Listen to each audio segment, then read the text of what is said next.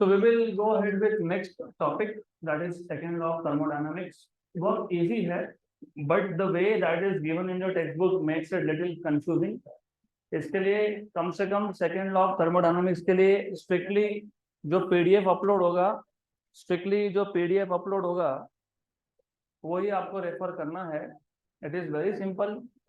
I repeat again, the way it is given in your textbook, it makes it little complicated, but ये बहुत simple topic है.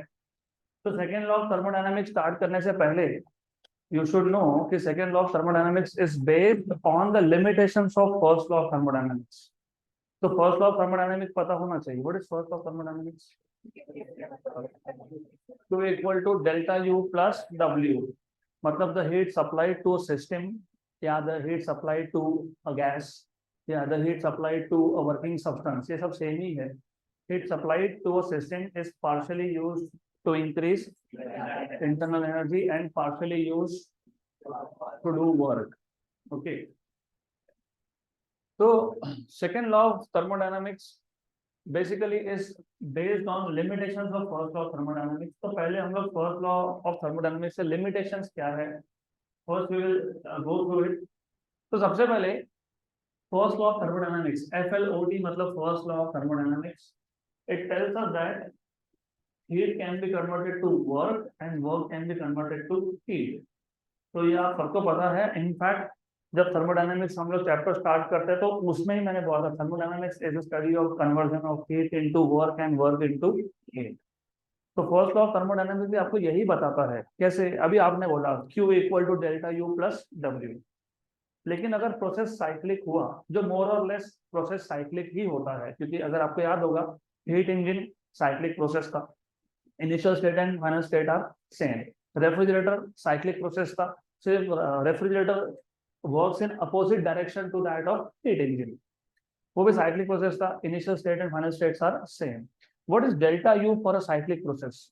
Zero. Change in internal energy for a cyclic process is zero. So what will be first law of thermodynamics? Q equal to W. Q मतलब heat, W मतलब work. तो first law of thermodynamics तुमको क्या बता रहा है? Heat can be converted to work and work can be converted to heat. So according to first law of thermodynamics, heat can be converted to work and work can be back converted to heat. ये completely true नहीं है, वो हम अभी देखेंगे. That is why I have written here limitations of first law of thermodynamics. तो roughly first law of thermodynamics just tells you कि heat का वर्क में कन्वर्जन होगा, वर्क का हीट में कन्वर्जन होगा. लेकिन फर्स्ट लॉ ऑफ थर्मोडायनामिक्स तुमको कहीं पे भी ये नहीं बताता है कि heat can not be completely converted to work. कहीं भी नहीं देखा होगा तुमने. It just tells you Q equal to delta U plus W. Cyclic process तो डेल्टा U इज जीरो, मतलब Q इक्वल टू W. और Q इक्वल टू W इसका मतलब ही ये होता है कि हीट का कन्वर्जन वर्क में, वर्क का कन्वर्जन हीट में. Okay. But first of thermodynamics has limitation. तो दो टाइप के लिमिटेशन है. नंबर वन, जब हीट का कन्वर्जन वर्क में हो रहा है या वर्क का हीट में हो रहा है, तो एग्जैक्टली कौन सा प्रोसेस इन्वॉल्व है ये हमको फर्स्ट लॉ ऑफ थर्मोडायनामिक्स नहीं बताता है. ये हमको पीवी डायग्राम से समझ में आता है कि अगर it is a line parallel to pressure axis, it is isochoric. If it is a line parallel to volume axis, it is isobaric. तो आइसोबारिक, आइसोकोरिक, एडियाबैटिक, आइसोथर्मल, ये हमको सिर्फ तब समझ में आएगा जब हम लोग पीवी डायग्राम ड्रॉ करेंगे. लेकिन फर्स्ट लॉ ऑफ थर्मोडायनेमिक्स के सिर्फ स्टेटमेंट से यू कैन नॉट से हीट का कन्वर्जन वर्क में कौन से प्रोसेस से हुआ. एडियाबैटिक से भी होता है, वॉल्यूम इंक्रीज होगा मतलब work is done by the gas. Correct. Isobaric से भी हो सकता है, आइसोथर्मल से भी हो सकता है. तो we don't know which process is involved in conversion of heat and work. तो ये लिमिटेशन है. It does not tell you which particular process is involved in this conversion. Number two, it predicts that is very important. Q equal to W या फिर Q equal to delta U plus W. इसके इस statement के दो तीन मतलब होते हैं. जब मैंने बोला प्रोसेस साइक्लिक है तो डेल्टा U हो गया जीरो, मतलब Q इक्वल टू W. अगर मैं बोलता हूँ आइसोकोरिक प्रोसेस है What is zero? Work done. So Q equal to delta U. What is the meaning of delta U? There is change in internal energy. What do you understand by change in internal energy? There is change in temperature. Delta U का मतलब है there is change in internal energy, which means there is change in temperature, right? तो ये आपको पता होना चाहिए. So first law of thermodynamics के हिसाब से, statement के हिसाब से, it predicts that heat can flow on its own from a region of higher temperature to a region of lower temperature. तो ये तो पता है, करेक्ट है, पता है ना? It always flows from to lower temperature region. Very good. लेकिन Q equal to delta U का उल्टा मतलब भी हो सकता है. तो आइसोकोरिक प्रोसेस की अगर मैं बात कर रहा हूँ तो वर्क डन जीरो है, वर्क डन जीरो है, तो फर्स्ट लॉ ऑफ थर्मोडायनामिक्स हो गया Q equal to delta U. Delta U मतलब N C B delta T. Delta T मतलब change in temperature. Change in temperature मतलब हीट इज फ्लोइंग. कहाँ से कहाँ फ्लो हो रहा है? तो according to the prediction, mathematical formula से जो तुम प्रिडिक्ट करते हो, उसका मतलब होता है heat can flow on its own from higher temperature region to lower temperature region. लेकिन उसका मतलब ये भी हो सकता है कि heat can flow on its own from lower temperature region to higher temperature region. Also, according to the mathematical statement of first law of thermodynamics, it predicts that heat can flow on its own from a region of lower temperature to a region of higher temperature. और ऐसा होता है क्या really? नहीं, नहीं होता ना. तो फर्स्ट लॉ ऑफ थर्मोडायनामिक्स के लिमिटेशंस है. फर्स्ट लॉ ऑफ थर्मोडायनामिक्स तुमको बता तो देता है कि अगर आइसोकोरिक प्रोसेस है तो वर्क डन जीरो हो गया, Q equal to delta U हो गया. Delta U is n C B delta T, मतलब टेम्परेचर चेंज हो रहा है. लेकिन हीट कहाँ से कहाँ फ्लो हो रहा है तुम इक्वेशन देख के नहीं बता सकते. तो according to first law of thermodynamics दोनों prediction is they are true. Heat can flow from higher temperature region to lower temperature region. Heat can also flow from lower temperature region to higher temperature region. अभी हमको पता है कि ऐसा होता नहीं है, तो ये limitation. Okay, so but practically, as you know, heat cannot flow on its own from a region of lower temperature to a region of higher temperature. यहाँ तक clear? Is this clear? So practically, अब why this theory is important?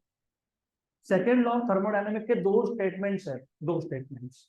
Remember, there are two statements. एक को आप बोलते हो first form, या उसी को बोलते हो engine law, या उसी को बोलते हो इंजन स्टेटमेंट, या उसी को बोलते हो केल्विन प्लैंक स्टेटमेंट. और एक दूसरा फॉर्म है जिसको आप बोलते हो सेकंड फॉर्म, या आप उसको बोलते हो रेफ्रिजरेटर स्टेटमेंट, या फिर आप उसको बोलते हो रेफ्रिजरेटर लॉ, या फिर उसको आप बोलते हो क्लॉसियस स्टेटमेंट. तो रिमेंबर, ये जो तुम स्टेटमेंट पढ़ रहे हो ना यहाँ पे, practically heat can not flow on its own from a region of lower temperature to a region of higher temperature. ये तुमने कहाँ यूज किया था, इंजन में कि रेफ्रिजरेटर में? रेफ्रिजरेटर में. तो ये स्टेटमेंट कौन से लॉ से रिलेटेड होगा? रेफ्रिजरेटर से. Clear? Also according to first law of thermodynamics, heat can be converted to work. Heat can be completely converted to work. Again, Q equal to delta U plus W. Delta U अगर zero है तो Q equal to W. तो mathematically speaking Q equal to W क्या मतलब हो गया?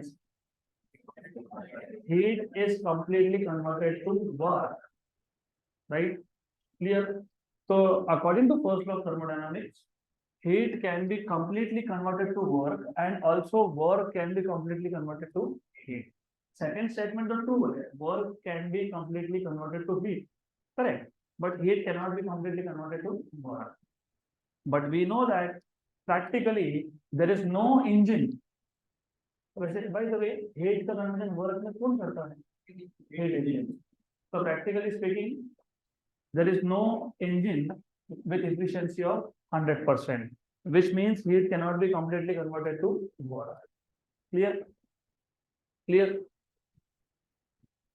So which are the two limitations of first law of thermodynamics?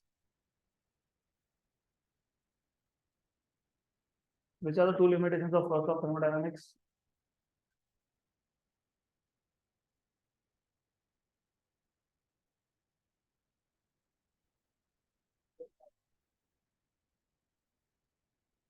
No, एक case में W 0 कर दो, एक केस में डेल्टा U 0 कर दो। अगर आप वर्क डन 0 कर रहे हो तो Q equal to delta U, delta U is n C V delta T. इसका मतलब क्या है, Q equal to n C V delta T का मतलब क्या है, हीट इज फ्लोइंग। कहाँ से कहाँ फ्लो हो रहा है तुमको ये फर्स्ट लॉ ऑफ थर्मोडायनामिक्स नहीं बताता है, ये सब बताता है तुमको heat is flowing. So it predicts that heat can flow from a temperature of from a region of higher temperature to a region of lower temperature, which is true on its own. लेकिन mathematically speaking ये जो formula है इसका मतलब ये भी होता है कि heat can flow from a region of lower temperature to a region of higher temperature on its own. But is this true? नहीं, लेकिन ये प्रिडिक्शन कहाँ से आ रहा है, फर्स्ट लॉ ऑफ थर्मोडायनामिक्स से। तो ये उसका पहला लिमिटेशन है। It is telling you heat can flow on its own from a region of lower temperature to a region of higher temperature. अगर ऐसा होता तो फिर हम लोग रेफ्रिजरेटर क्यों सीखते, ऐसा होता तो एसी की क्या जरूरत थी, अपने आप ही हीट फ्लो हो रहा है from lower temperature to higher temperature. It actually good नहीं होता है वैसा, नहीं तो we would have frozen by now. पूरा का पूरा हीट अंदर का बाहर जा रहा है, अपने आप जा रहा है, तो हमको उल्टा करना पड़ता, गर्म रखने के लिए कुछ दूसरा मैकेनिज्म यूज करना पड़ता। अगर अगर डेल्टा यू 0 है तो you have Q equal to W. What does that mean? Heat can be completely converted to work and work can be completely converted to heat. This is also not true. Work can be completely converted to heat, yes, but heat cannot be completely converted to work. How do we know? हमने heat engine देखा था, heat engine में हमने बोला था कि उसमें एक हीट का सोर्स होता है, एक हीट का सिंक होता है। हीट के सोर्स से तुम क्या करते हो, हीट को एब्जॉर्ब करते हो, मतलब वर्किंग सब्सटेंस हीट एब्जॉर्ब करता है। उसमें से एक पार्ट क्या होता है, वर्क डन, और बचा हुआ हीट क्या करते हो, रिजेक्ट। अगर हीट का कन्वर्जन कंप्लीटली वर्क में हो सकता था तो सिंक की जरूरत क्या थी फिर, जितना भी हीट एब्जॉर्ब किया पूरा का पूरा किसमें कन्वर्ट हो गया, वर्क में। तो यू ऑलरेडी नो कि heat can not be completely converted to work. Okay, remember, एक केस में तुम हीट और वर्क के कन्वर्जन की बात कर रहे हो, हीट और वर्क का कन्वर्जन किस में होता है, रेफ्रिजरेटर में होता है या फिर हीट इंजन में होता है, हीट इंजन में। तो जो स्टेटमेंट आपको बता रहा है that heat can be completely converted to work, it is related to engine. और जो स्टेटमेंट आपको ऐसा बता रहा है that heat can flow on its own from lower temperature region to higher temperature region, it is connected to refrigerator. तो second law of thermodynamics के दो स्टेटमेंट्स है जिसको हम लोग बोलते हैं first form and second form. First form के तीन नाम और है, engine law, engine statement and Kelvin Planck statement. Very simple, the amount of heat extracted QH, कहां से एक्सट्रैक्ट किया था, सोर्स से, can never be completely converted into work. तो तुमने जो भी हीट एब्जॉर्ब किया है उसका एक पार्ट ही वर्क में कन्वर्ट होगा, पूरा नहीं हो सकता। तो जो पार्ट हीट का वर्क में कन्वर्ट नहीं हुआ उसका क्या करते हो, रिजेक्ट करते हो। किसको रिजेक्ट करते हो, तो some amount of heat QC is always related to the cold reservoir. ये है आपका first law of thermodynamics, sorry second law of thermodynamics का first form. This is first form of second law of thermodynamics, because this deals with engine, hence it is called as engine law or engine statement। और ये Kelvin Planck दोनों ने मिलकर इस पे काम किया था तो इसको बोलते हैं Kelvin Planck statement. Amount of heat extracted QH from hot reservoir can never be completely converted to work. Some amount of heat QC is always rejected to cold reservoir, that is sink. Clear? तो अगर आपको energy flow diagram याद होगा, याद है, hot reservoir से QH amount of heat is absorb, उसमें से वर्क होता है, बाकी कहाँ जाता है, कोल्ड रिजर्वायर को, मतलब सिंक को। तो you must have seen this. इसको बोलते हैं प्रैक्टिकल हीट इंजन। क्या बोलते हैं इसको, क्योंकि प्रैक्टिकली स्पीकिंग QH का एक पार्ट वर्क में कन्वर्ट होगा, बचा हुआ रिजेक्ट होगा। लेकिन फर्स्ट लॉ ऑफ थर्मोडायनामिक्स ने क्या बताया तुमको, heat can be completely converted to work. इसका मतलब वहां पे सोर्स को हीट रिजेक्शन हो रहा है क्या, नहीं, उसको बोलते हो प्रैक्टिकल सॉरी परफेक्ट या फिर आइडियल इंजन। क्या बोलते हैं उसको? परफेक्ट और आइडियल इंजन। तो परफेक्ट और आइडियल इंजन का एनर्जी फ्लो डायग्राम ऐसा दिखेगा। कहाँ से हीट एब्जॉर्ब हुआ? हॉट सोर्स से। कितना हुआ? क्यू है। पूरा का पूरा किसमें कन्वर्ट हो गया? वर्क में। Nothing goes to cold reservoir. This is called as perfect और आइडियल इंजन। क्लियर यहाँ तक? तो दिस इज प्रैक्टिकल हीट इंजन का एनर्जी फ्लो डायग्राम जो तुमने पहले से देख के रखा था। And this one is energy flow diagram of perfect और ideal heat engine. Done. Simple. This is Kelvin's Planck statement. दूसरा, हीट अपने आप ऑन इट्स ओन, जिसको तुम साइंस में एक नाम बोलते हो स्पॉन्टेनियस। तो आगे भी जो इंजीनियरिंग करोगे ये दो वर्ड्स वापस आएंगे, एक होगा स्पॉन्टेनियस, एक होगा स्टिमुलेटेड। स्पॉन्टेनियस मतलब something that happens on its own. Stimulated मतलब जो बायोलॉजी पढ़ते हो तुमको पता होगा what is the meaning of stimulation. You know what is stimulation? You basically force something to happen that is not on its own. Spontaneous matlab on its own. So we already know heat cannot flow on its own from a region of lower temperature to a region of higher temperature. अपने आप नहीं होता। कैसे होता है? कैसे होता है? वर्क डन से होता है। कौन करता है वर्क? कंप्रेसर करता है। किसका कंप्रेसर करता है? रेफ्रिजरेटर का। किस पे करता है? Working substance. वर्किंग सब्सटेंस को क्या नाम दिया था? रेफ्रिजरेटर। तो सेकेंड लॉ ऑफ थर्मोडायनामिक्स का जो सेकेंड फॉर्म है, इसको तुम रेफ्रिजरेटर लॉ भी बोलते हो, इसको तुम क्लॉसियस स्टेटमेंट भी बोलते हो, और इसको तुम रेफ्रिजरेटर स्टेटमेंट भी बोलते हो। तो this is not Kelvin Planck statement. ये केल्विन प्लैंक स्टेटमेंट नहीं है। I just scratch it out. This is called as refrigerator statement और रेफ्रिजरेटर लॉ और सेकेंड फॉर्म और Clausius statement. So this is not basically Kelvin Planck statement. So that is a printing mistake here. Anyways, right? So what will be this statement? Heat can never flow from a region of lower temperature to a region of higher temperature spontaneously, मतलब on its own. तो कैसे करवाओगे?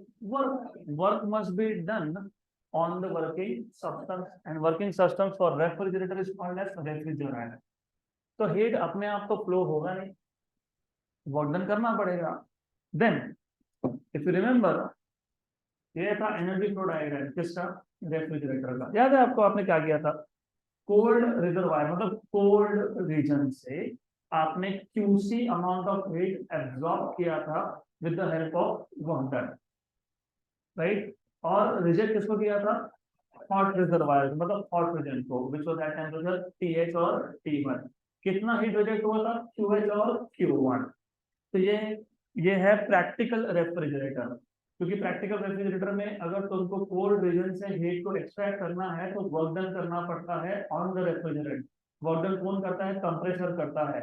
और अगर आपको याद होगा तो वहां पे 4 स्ट्रोक्स थे। एडियाबैटिक एक्सपांशन जो एक्सपांशन बॉल करता है, आइसोबारिक एक्सपांशन जो चेंबर के अंदर होता है because of heat absorption from the chamber to the refrigerant. तीसरा स्ट्रोक था एडियाबैटिक कंप्रेशन। कौन करता है? कंप्रेसर।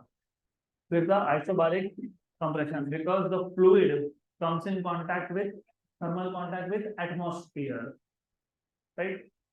अगर फर्स्ट लॉ ऑफ थर्मोडायनामिक्स की बात मान ले, heat on its own flow from cold region to hot region, तो वर्क की जरूरत पड़ेगी वहां पे, नहीं?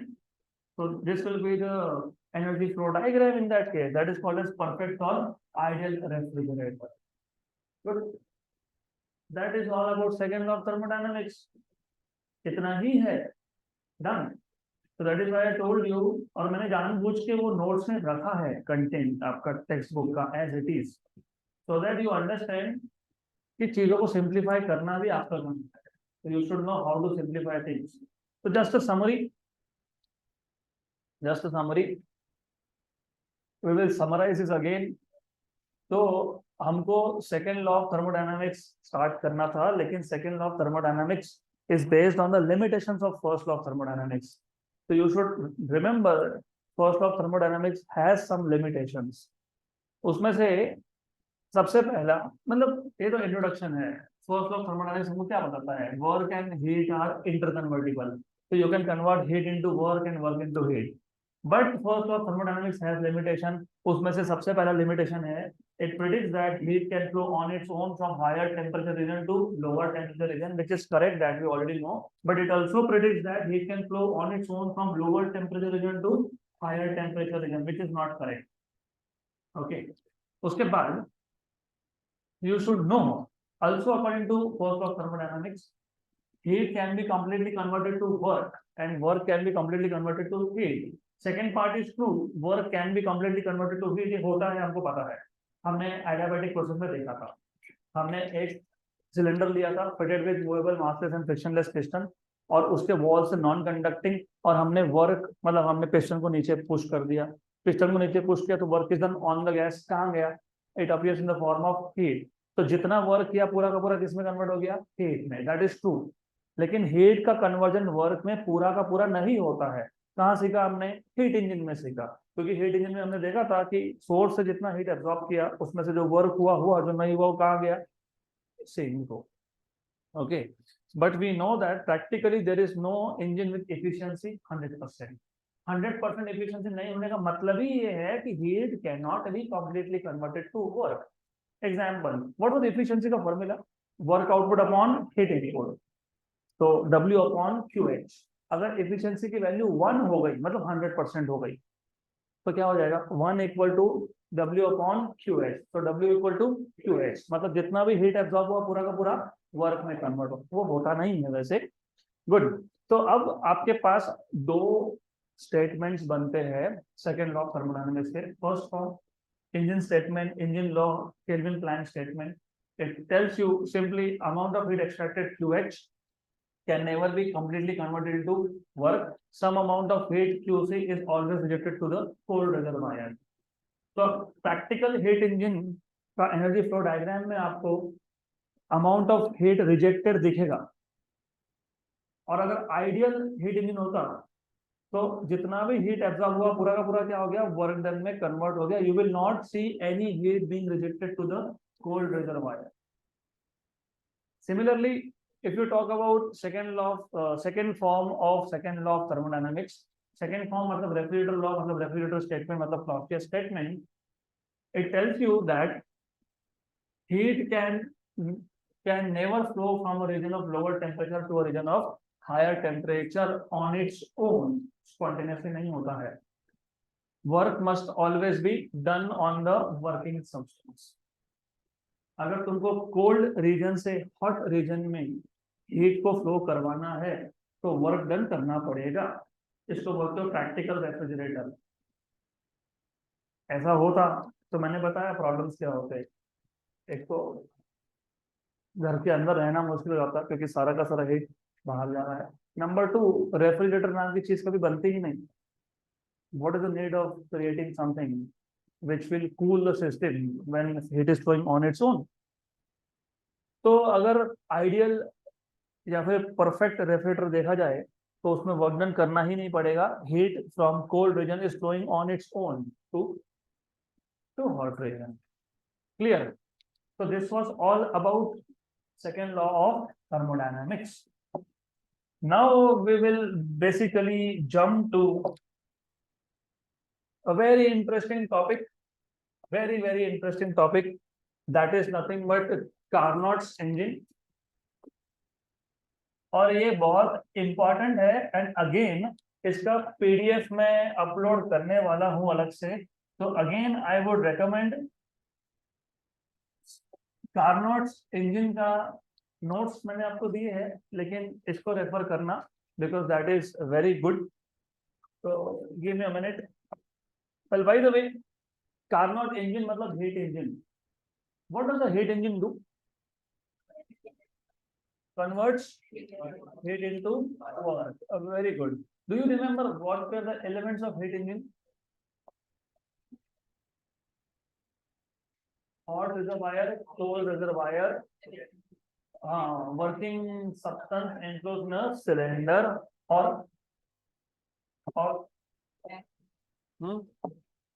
और क्या था? और क्या था? भूल गए? मैंने बताया था आपको टोटल 4 ब्लॉक्स होते हैं। फॉरगेट, यू फॉरगॉट एवरीथिंग, भूल गए?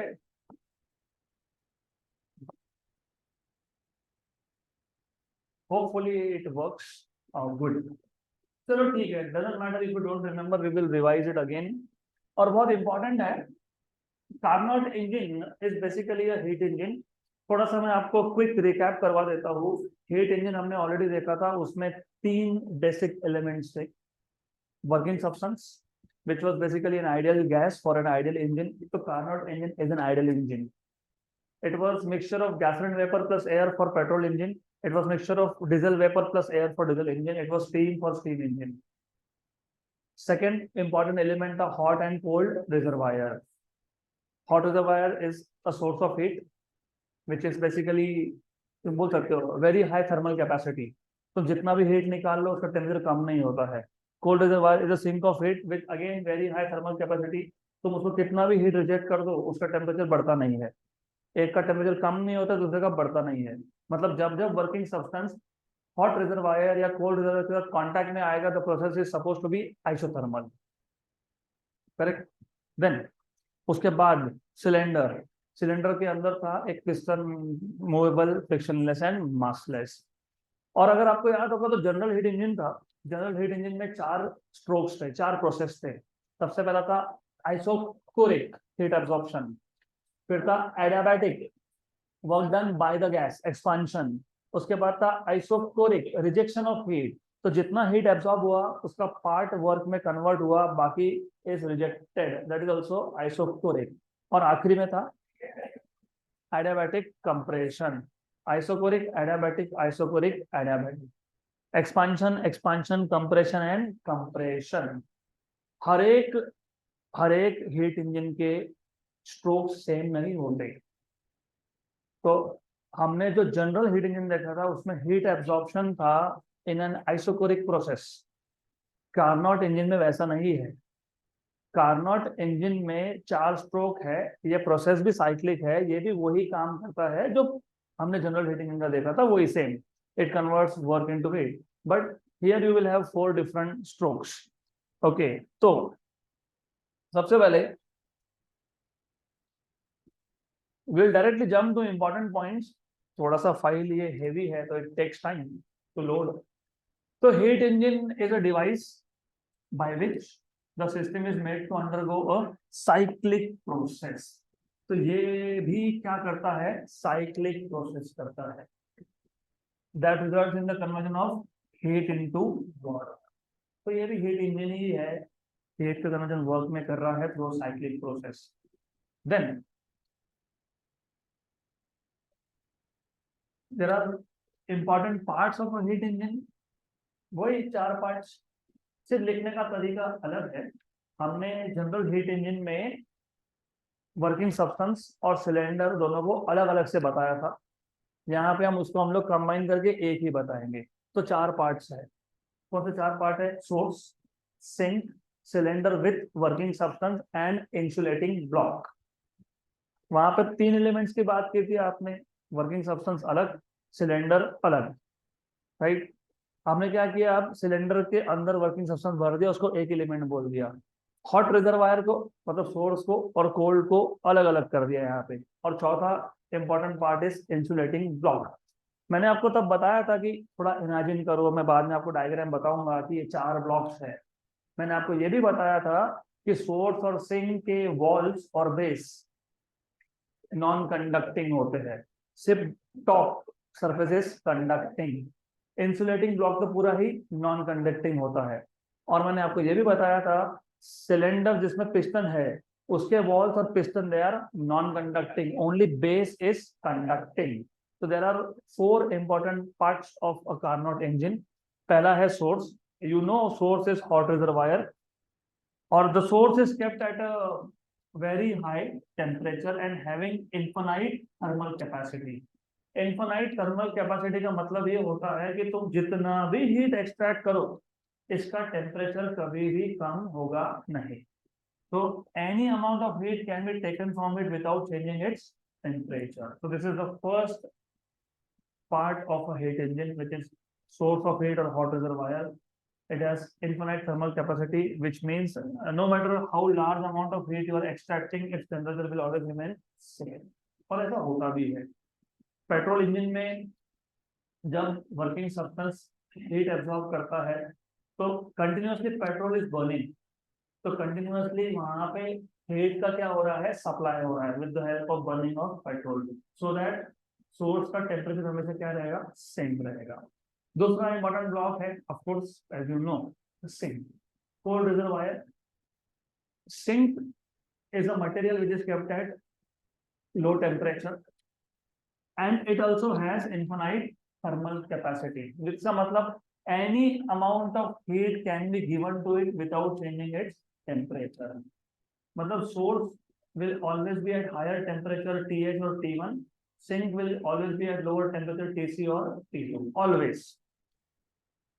Then तीसरा is working substance. You know what is working substance? It is a material which converts heat into work. इसलिए तो उसको working substance बोलते हो ना।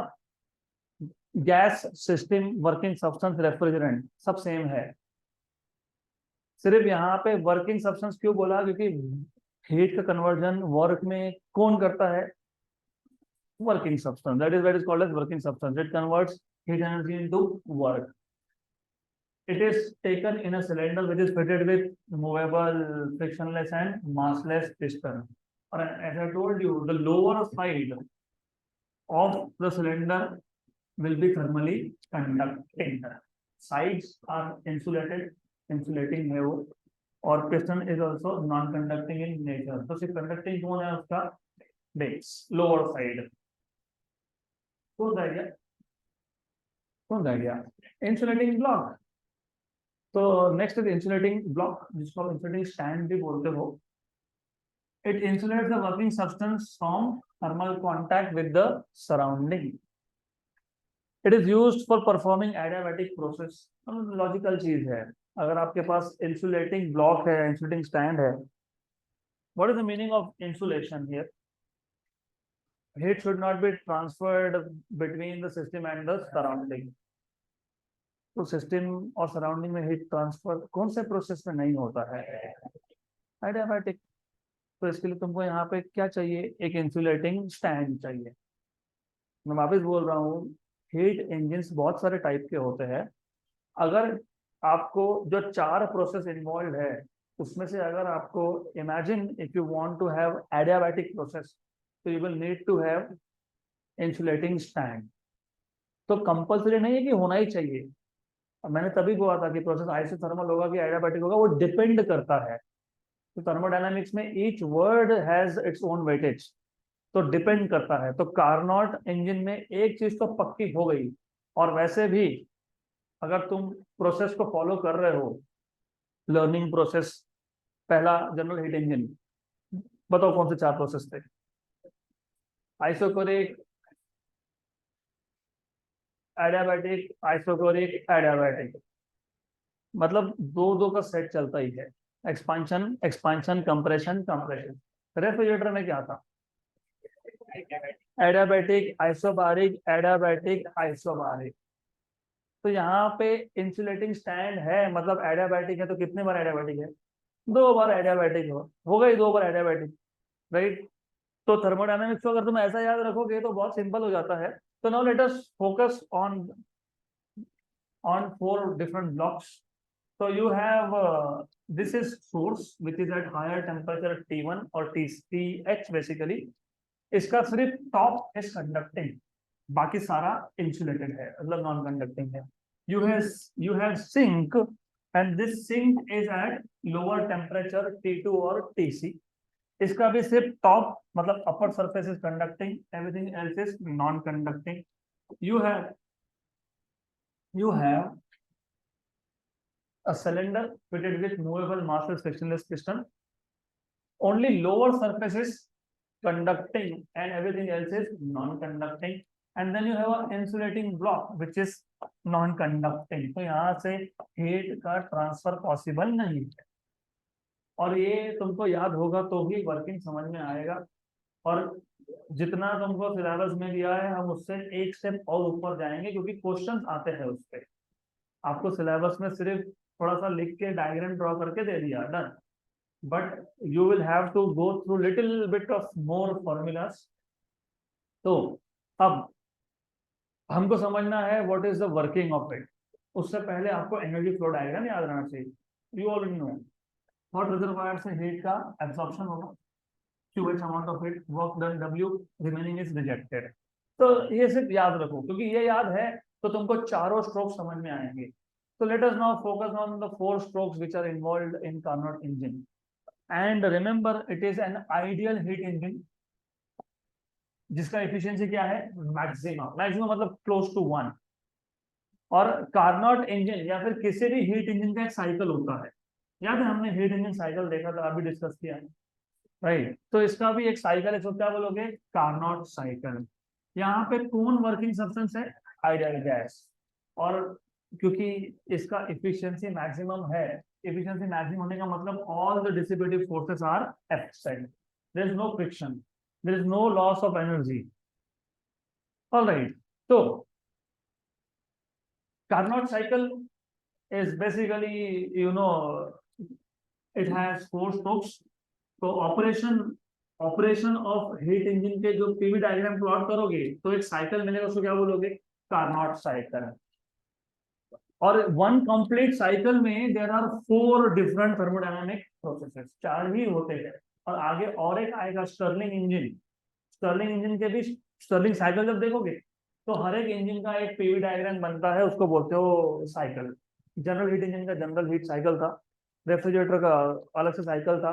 कार्नोट इंजन का एक साइकिल होगा कंप्लीट, वन कंप्लीट साइकिल, मतलब चार प्रोसेसेस। आगे जाके स्टर्लिंग साइकिल आएगा, उसमें भी चार प्रोसेस हो गए, इसमें भी चार प्रोसेस है। तो चार डिफरेंट थर्मोडायनामिक प्रोसेस है, सेट ऑफ टू टू, दो दो सेम होते हैं, राइट। तो let us start with first stroke. पहला स्ट्रोक है यहाँ पे आइसोथर्मल एक्सपांशन। अब मेरे को ये बताओ, आइसोथर्मल एक्सपांशन, पहले वर्ड्स को अच्छे से समझ लो। आइसोथर्मल मतलब process which occurs eight constant temperature. Expansion मतलब वॉल्यूम बढ़ेगा, सही है। इमेजिन मैंने गैस को हीट सप्लाई नहीं किया और मैंने गैस को वर्क डन करने दिया। तो गैस वर्क डन कैसे करेगा, खुद का एनर्जी यूज करके। तो फिर वो प्रोसेस आइसोथर्मल हो सकता है क्या, नहीं हो सकता है, क्योंकि गैस मतलब working substance is using its own energy for expansion, मतलब टेम्परेचर शुड फॉल डाउन।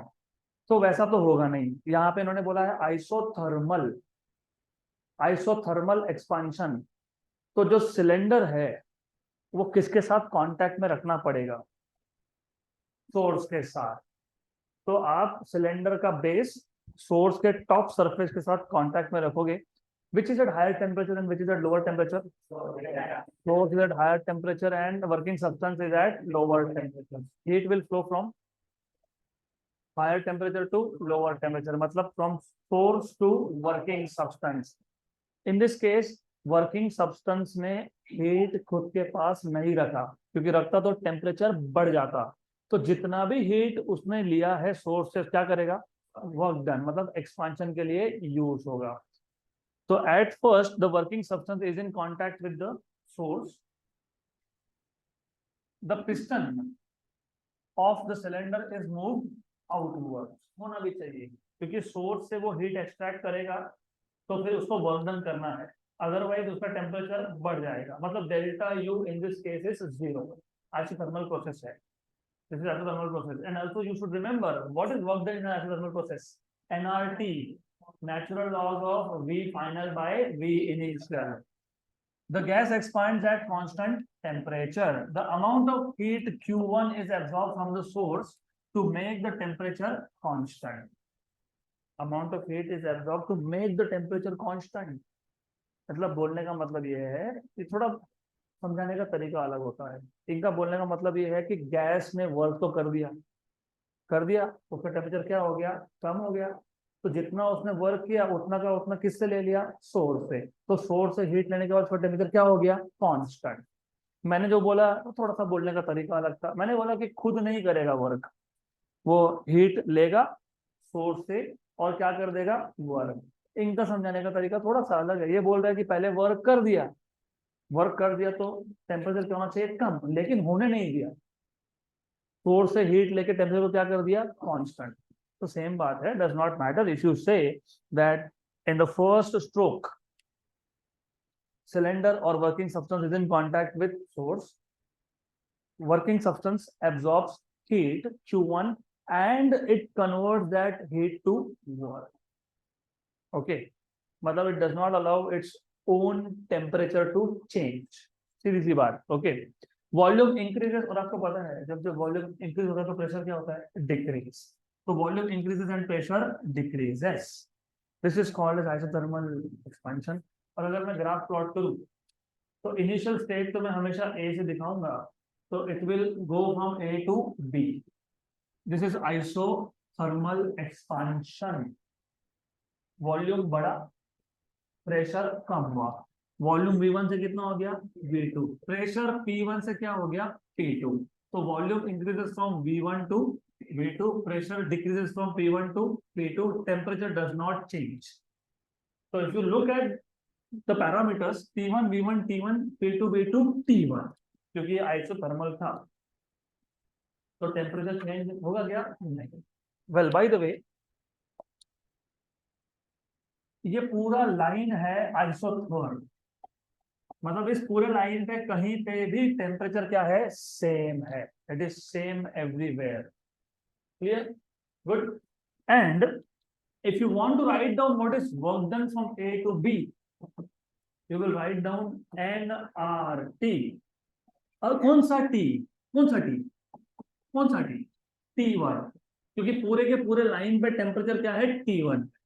तो T1 natural log of V2 by V1, final volume by initial volume. तो ये जो फॉर्मूलाज है they are not given to you in your syllabus, but question solve करते हुए लगने वाला है। तो यहाँ पे हो गया पहला स्ट्रोक खत्म।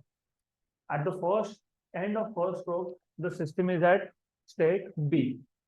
क्या क्या चेंज हुआ, सिर्फ दिमाग में रखो, प्रेशर एंड वॉल्यूम, क्या चेंज नहीं हुआ, टेम्परेचर। अब क्या होगा, और also remember the arrangement of blocks, source, insulating stand, sink. Cylinder पहले था सोर्स के साथ कांटेक्ट में, and we have allowed the gas to expand but at constant temperature. अब सिलेंडर आ जाएगा कांटेक्ट में इंसुलेटिंग स्टैंड के साथ, और अभी भी हम उसको एक्सपांड होने देंगे, लेकिन this time the cylinder is in contact with insulating stand. सही है, करेक्ट। तो प्रोसेस कौन सी, एडियाबैटिक, वेरी गुड, क्योंकि this time heat is not coming inside और वॉल्यूम अभी भी बढ़ रहा है, तो एडियाबैटिक एक्सपांशन। लेकिन दिस टाइम क्योंकि हीट एब्जॉर्ब नहीं हो रहा है, तो गैस खुद का इंटरनल एनर्जी यूज करेगा, तो टेम्परेचर चेंज होगा।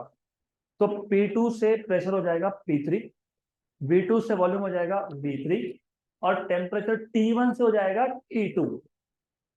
वॉल्यूम V2 से V3 होना, वॉल्यूम बढ़ना, प्रेशर P2 से P3 होना, प्रेशर कम होना, और टेम्परेचर T1 से T2 मतलब कम होना, क्योंकि गैस ने खुद का इंटरनल एनर्जी यूज किया। तो अगला स्ट्रोक देखोगे आप, तो that is adiabatic expansion. The lower conducting side of cylinder is kept in contact with insulating stand. The piston of the cylinder is moved outwards, मतलब work is done by the gas. Okay. पिछले case में by the gas था, तो positive work आएगा, इस case में work क्या आएगा, पॉजिटिव आएगा। The gas expands such that no heat enters the system or leaves from it, मतलब the process is adiabatic. The volume increases, of course, pressure decreases, of course, temperature also decreases from T1 to T2. This is called as adiabatic expansion। और graph पे देखोगे तो you can see on the graph adiabatic expansion, P2 V2 T1 P3 V3 T2, correct. यहाँ पे कुछ भी constant नहीं है, pressure, volume, temperature all are changing. So if you see what is the work done from B to C, what will be work done from B to C, by the way, हाँ, adiabatic work done बताओ, NR upon 1 minus gamma, gamma minus 1, पक्का ना? T final minus T2 minus T1, छोटा भी गड़बड़ किया तो went गए। और मैं बताता हूँ कंफर्म कैसे करते हो। तो एक हमेशा कंफ्यूजन रहता है, गामा माइनस 1 की 1 minus gamma, T1 minus T2 की T2 माइनस 1 T1। मैं बताता हूँ एक्सपांशन हुआ क्या ये, अब तो वर्क डन पॉजिटिव आएगा कि नहीं, आएगा ना? पक्का पक्का, sure sure. 1 minus gamma, gamma की value, okay it works now fine. Gamma की वैल्यू क्या होती है, ग्रेटर देन 1, तो 1 माइनस गामा क्या आ गया, नेगेटिव, तो ये क्या है, नेगेटिव। फाइनल टेम्परेचर इनिशियल से कम है क्योंकि गैस ने खुद का इंटरनल एनर्जी यूज किया है, तो ये भी क्या आएगा, नेगेटिव। नेगेटिव अपॉन नेगेटिव क्या बन जाएगा, पॉजिटिव, तो करेक्ट है, वर्क डन इज पॉजिटिव। तो ये फॉर्मूला क्या है, राइट। तो छोटे छोटे चीजें हैं, मैं बार बार मैं इसके लिए आपको बोल रहा था कि डू नॉट फॉरगेट, यहाँ पे हर एक चीज, every single thing will matter here. So you need to pay proper attention on each single process. तो कंफर्म कैसे करते हो, एक्सपांशन हो रहा है तो वर्क डन क्या आना चाहिए, पॉजिटिव। 1 माइनस गामा क्या है, नेगेटिव। T2 माइनस T1 क्या है, नेगेटिव। नेगेटिव ऊपर नेगेटिव, पॉजिटिव, करेक्ट है।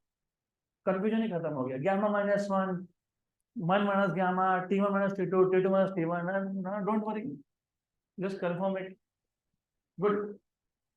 सीक्वेंस है, sequence, cylinder on source, cylinder on insulating stand, cylinder on sink.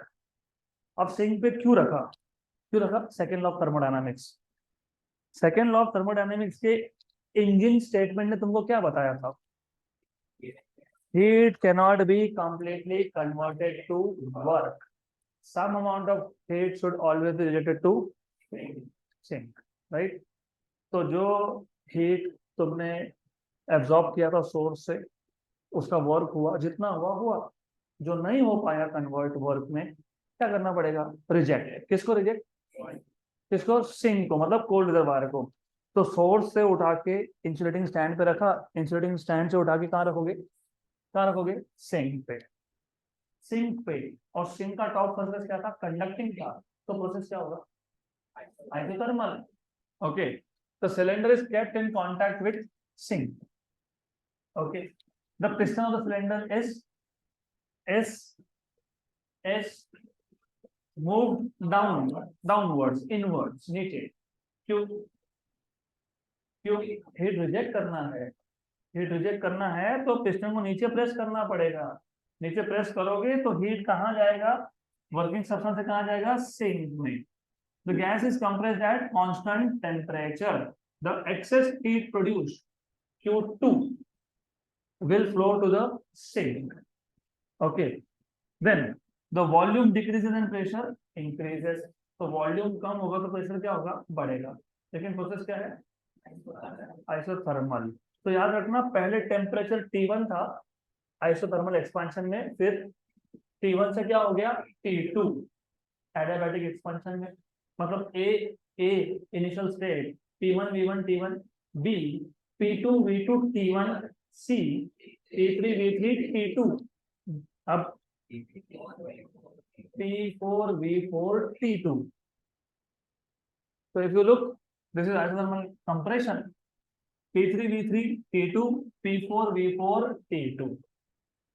Okay, correct.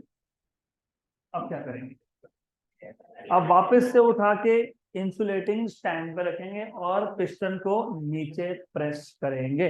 अब ये सब क्यों करना है, वो पूरा साइकिल समझने के बाद, पूरा साइकिल खत्म होने का समझ में आ जाएगा कि व्हाई दिस 4 स्ट्रोक्स, राइट। तो चौथा आएगा adiabatic compression. Now the cylinder is in contact with insulating stand. The cylinder is kept in contact with insulating stand. The piston of the cylinder is moved inwards. The gas is compressed so that no heat enters the system or leaves from it. The volume decreases pressure will increase, the temperature will also increase from T2 to T1, and finally the gas is back to state A, adiabatic compression. Good, clear? थोड़ा सा मैं पीछे जाता हूँ, क्योंकि यहाँ पे एक भी प्रोसेस आइसोकोरिक नहीं था, मतलब हर एक स्टेप में वर्क हो रहा है, तो हमने work done from C to D लिखा नहीं तो लिख लेते हैं एनआरटी। कौन सा T? T2। Natural log of final volume, कौन सा final volume? V4 upon initial volume V3। जो लास्ट स्टेप था दैट इज एडियाबैटिक कंप्रेशन, उसका भी वर्क डन हमको लिखना चाहिए। तो work done from D to A equal to NR1 minus gamma T final that is T1 minus T initial that is T2। और ये वर्क नॉन द गैस है, negative आना चाहिए, नेगेटिव आता है, करके देख लो। 1 minus gamma is negative, T1 is greater than T2, तो ये पॉजिटिव है, पॉजिटिव और नेगेटिव इज नेगेटिव, तो नेगेटिव आया। तो A to B positive work, B to C positive work, C to D negative work, B to A negative work, दो positive दो negative, तो ये हो गया पूरा साइकिल खत्म। तो this is one complete cycle, isothermal expansion, adiabatic expansion, isothermal compression and adiabatic compression। अब मैं एक बार आपको ये पूरा का पूरा वापस बताता हूं, और ये 4 स्ट्रोक इसी सीक्वेंस में क्यों है ये भी समझना जरूरी है। Why these 4 strokes are in the particular sequence that they have given you? तो ये सब आएगा आपके पास from the basic understanding of all the 4 processes and also the basic understanding of PV diagram and the basic understanding of heat engine. Any heat engine perform the cyclic process, इसका मतलब it starts from some state A and ends at the same state A. तो let us say initial volume was V1, pressure was P1 and temperature was T1। ठीक है, I will not write down in sequence, मैं ऐसे लिखूंगा P1 V1 T। I am more comfortable writing this, correct? What is the motto of heat engine? To convert heat into work। Heat का conversion work में होना चाहिए, तो पहले heat तो एब्जॉर्ब करो, हीट ही नहीं है और चले हम वर्क में कन्वर्ट करने, तो पहला क्या होना चाहिए? हीट का एब्जॉर्प्शन। कहां से होगा? सोर्स से। सिलेंडर कहाँ रखोगे? सोर्स के ऊपर। हायर टेम्परेचर पे कौन है? सोर्स। लोअर पे कौन है? Working substance. हीट कहां से कहां गया? Source to working substance. Working substance ने क्या किया? जितना हीट एब्जॉर्ब किया पूरा का पूरा वर्क में कन्वर्ट कर दिया, pushing the piston up. This is the stroke where work is done by the gas, output work, this is output work. तो पहले स्ट्रोक में you will see isothermal expansion, isothermal expansion। E volume increase हुआ तो pressure decrease होगा, लेकिन temperature constant है। इस पे जेडबल नीट और सीईटी में बहुत अच्छे क्वेश्चंस है, और तब याद ही नहीं रहता है कि टेम्परेचर T1 कहाँ था, T2 कहाँ था, तो अभी याद रख लो, करेक्ट? क्लियर? उसके बाद you will bring that in contact with insulating stand and you will allow the gas to expand। gas expands but this time the process is adiabatic। इसका मतलब गैस ने कहीं से भी हीट लिया नहीं, खुद का एनर्जी यूज किया, तो उसका टेम्परेचर कम होगा। वॉल्यूम बढ़ेगा तो प्रेशर और भी कम, तो वॉल्यूम बढ़ा तो प्रेशर कम हुआ। इट गोज टू स्टेट सी। ये स्टेट बी था, अब गया सी पे। Pressure is P3, volume is V3, temperature is T2। ये है एडियाबैटिक एक्सपांशन। अब देखो दो स्ट्रोक के बाद what is the situation that you see? Pressure, volume, temperature तीनों की वैल्यू चेंज हो चुकी है, they are at some new value. But cyclic process में तो वैल्यू होना चाहिए, सेम होना चाहिए, तो हमको वापस से ए स्टेट पे जाना है। तो जब ए स्टेट पे जाना है तो फिर हम अब क्या करेंगे? हम अब सिलेंडर को, मतलब वर्किंग सब्सटेंस को कांटेक्ट में लाएंगे, किसके साथ? सिंक के साथ। तो some amount of heat will be rejected, तो we will make sure that it is in contact with sink. Okay, remember this time, who is at higher temperature? Working substance, right? Correct. अरे याद रखो ये। फिर अगर मैं इसको sink के साथ कांटेक्ट में लाता हूँ तो नेचुरली हीट कहाँ से कहाँ फ्लो होने लगेगा? वर्किंग सब्सटेंस से सिंक, करेक्ट। लेकिन process will not be isothermal क्योंकि gas will start losing its energy, right. और दूसरी बात यह है कि तुमको तीनों वेरिएबल ध्यान में रखने हैं। तुमने अगर सिर्फ रख दिया सिंक के ऊपर और तुमने पिस्टन को नीचे नहीं मूव किया तो रिमेंबर तुम एक्सपांशन 2 बार कर चुके हो।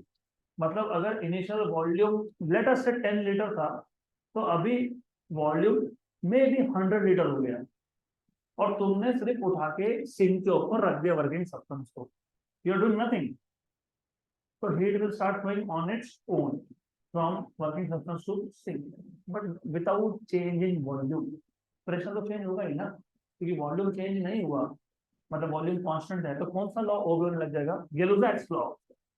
प्रेशर तुम्हारा कम होने लगेगा, क्या होगा? क्या होगा? कम होगा। क्यों कम होगा? क्योंकि टेम्परेचर क्या होने लगा? कम। लेकिन तुम ऑलरेडी प्रेशर कम कर चुके हो, तुमको बढ़ाना है। You don't want further pressure to decrease, नहीं तो ऐसा आ जाएगा सीधा आइसोटोनिक।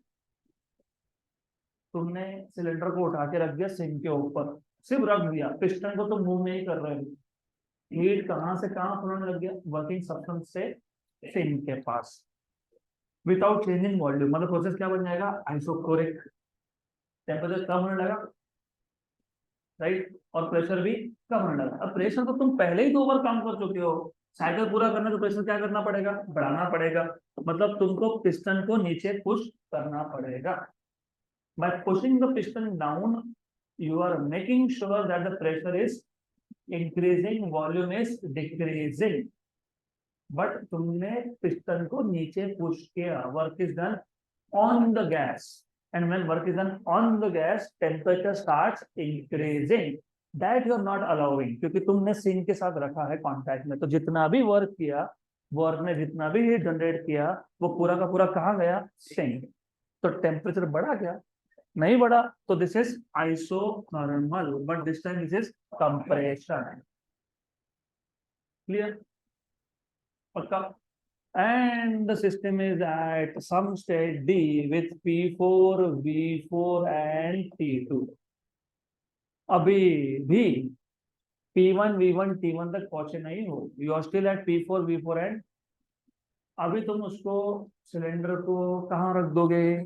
इंसुलेटिंग स्टैंड पे। और अब इसको पिस्टन को वापस से क्या करोगे? नीचे पुश, क्योंकि तुमको वॉल्यूम कम करना दिख रहा है यहाँ पे।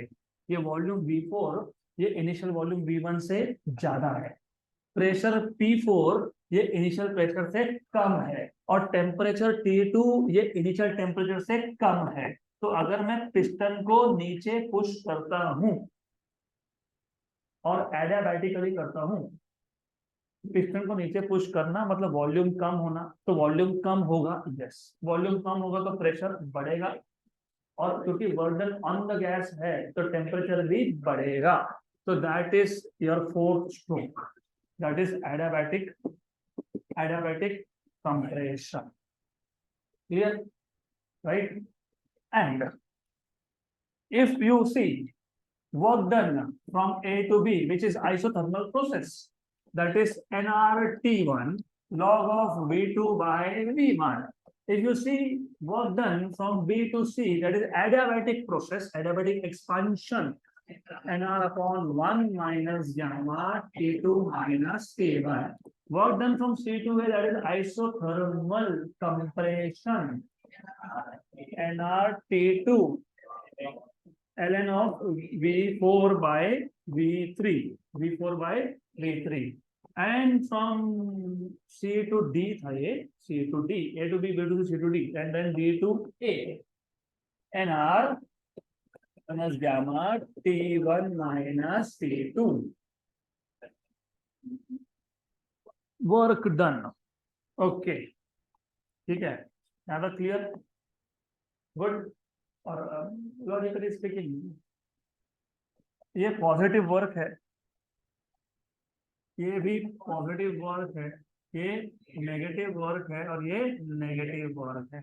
हम ऐसा लिखेंगे नहीं है पॉजिटिव पॉजिटिव नेगेटिव नेगेटिव, तो हम बोलोगे अच्छा फिर यहाँ माइनस क्या, नहीं यहाँ माइनस, वो अपने आप आ रहा है, T1 minus T2 is positive, 1 minus gamma is negative, वो आ रहा है, तो don't worry. Log of V4 by V3, V4 final volume is less log of smaller number minus log of bigger number. Log of V4 minus log of V3. What is log of A by B? Log of A minus log of B. So what is log of V4 by V3? Log of V4 minus log of V3. ये छोटा number है, ये बड़ा number है, तो वो क्या आ जाएगा, नेगेटिव। क्लियर है? पक्का पक्का। तो what is net work done in one complete cycle? What is net work done in one complete cycle? Work done from A to B plus work done from B to C plus work done from C to D plus work done from D to A. That is equal to nRT1 log of V1 by V2. V2 by V2. याद रहे हो, very good. V2 by V1 and plus nR upon 1 minus gamma T2 minus T1 plus nRT2 log of V4 by V3 plus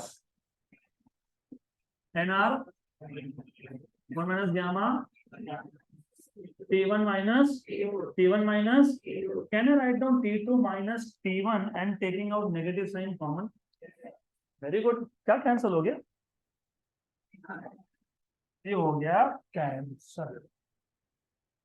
तो net work done will be equal to nR common, nR दोनों में से common, T1 natural log of V2 by V1 plus T2 natural log of V4 by V3. This is the net work done in one complete cycle of Carnot engine, and that net work done is nothing but area enclosed by the loop. क्योंकि हमने पहले ही देखा था cyclic process में what is the net work done, it is the area enclosed by the loop. और तुमको ये show करना है तो तुम कर भी सकते हो, कैसे बता देता हूँ, लेकिन पहले समझ लो अब ये कहाँ से आया। जब A to B गए थे तो पॉजिटिव वर्क था और it was given by area under the curve A to B, मतलब ये पूरा का पूरा। जब B to C गए तो भी पॉजिटिव वर्क था, it was area under the curve B to C, मतलब overall A to B B to C के नीचे का पूरा एरिया पॉजिटिव वर्क। जब C to D गए तो नेगेटिव वर्क है, क्या है, नेगेटिव वर्क, माइनस करना पड़ेगा माइनस। D to A गए तो भी कंप्रेशन है, क्या है, नेगेटिव वर्क है। तो A to B B to C के नीचे का पूरा area minus C to D और D to A के नीचे का पूरा एरिया, माइनस करना है वो माइनस। तो हम माइनस करने में आखिरी में बचेगा क्या, एरिया ऑफ द लूप। तो this is the net work done in one complete cycle of Carnot engine. ये आ गया आपके पास नेट वर्क डन। क्लियर है? गुड, पक्का। फिर कोई भी इंजन का तुम इफिशिएंसी डिफाइन करते हो, इसका भी कर लो, इसका भी कर लो। तो you have efficiency of Carnot engine, same. What is efficiency? Work output upon heat input. Work output, तो eta equal to work output W और हीट इनपुट क्या था, Q1 था, Q1 था ना। हीट इनपुट मतलब हीट एब्जॉर्प्शन, कितना heat absorb किया, Q1, राइट, पक्का पक्का, श्योर, राइट। Q1 तुमने हीट एब्जॉर्ब किया, उसमें से एक पार्ट क्या हुआ, वर्क डन, दूसरा पार्ट कहाँ गया, सिंक। तो what is Q1? What is Q1? W plus. So what is W? Q1 minus Q2. So this is Q1 minus Q2 upon Q1. देखो, where W is the work done and Q1 is the amount of heat absorbed. And what is work done? Q1 minus Q2. Q1 minus Q2. तो जो general heat engine था और जो Carnot engine है, efficiency का और work done का formula same है, no change. Q1 by Q1 is 1, 1 minus Q2 by Q1, तो 1 minus Q2 by Q1। और आपको पता है heat and temperature are directly proportional to each other, तो तुम इसको लिख सकते हो 1 minus T2 by T1, तो efficiency is 1 minus T2 by T1। Clear ना? पक्का? Sure sure? 100% क्लियर? तो Carnot engine is a purely imaginary engine. मैंने तो पहले बता दिया, आइडियल इंजन है विच डज नॉट एग्जिस्ट।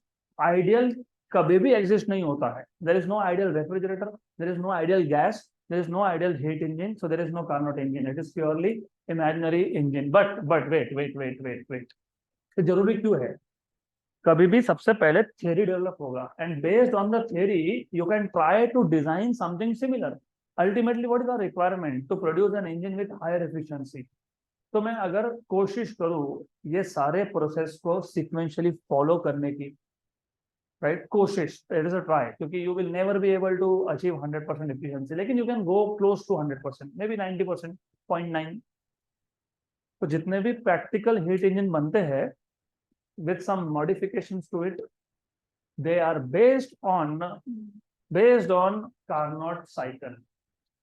पूरा को पूरा तो नहीं ला सकते हो तुम, you can not do that. Do you remember जो हीट इंजन हमने देखा था उसके कौन से स्ट्रोक्स थे? आइसोकोरिक, एडियाबैटिक, क्या यहाँ पे था ना एडियाबैटिक एक्सपांशन, उसमें क्या था फिर? आइसोकोरिक हीट रिजेक्शन, फिर क्या था? एडियाबैटिक कंप्रेशन, इसमें भी है। तो जो भी हीट इंजन बनता है, आगे जाके स्टर्लिंग आएगा, स्टर्लिंग, उसमें भी तुम देखोगे कि they are trying to copy Carnot cycle, copy, okay. And no other engine can have same efficiency as that of Carnot, क्योंकि Carnot is an ideal engine, okay. तो अगर मैंने मैंने दो टेम्परेचर लिए, मतलब टेम्परेचर का रेंज लिया, for example, just an example, suppose source 100 degree पे है, सिंक 0 डिग्री पे है, तो दो इंजन बना लिए, दोनों का सोर्स 100 डिग्री पे है, दोनों का सिंक 0 डिग्री पे है, राइट, करेक्ट। एक कार्नोट इंजन है और एक प्रैक्टिकल हीट इंजन है, तो किसका एफिशिएंसी ज्यादा होगा? बस वही बोला है यहाँ पे। No other engine can have efficiency as that of Carnot engine working between same temperature range, मतलब सेम सोर्स और सेम सिंक होने के बाद भी सबसे ज्यादा एफिशिएंसी किसका होगा? कार्नोट का। That is what they are trying to tell you. Good, so that is all about Carnot engine and Carnot cycle. फिर अब अभी हम लोग न्यूमेरिकल्स कल कंटिन्यू करेंगे, न्यूमेरिकल्स और थ्योरी, व्हाटएवर इट इज।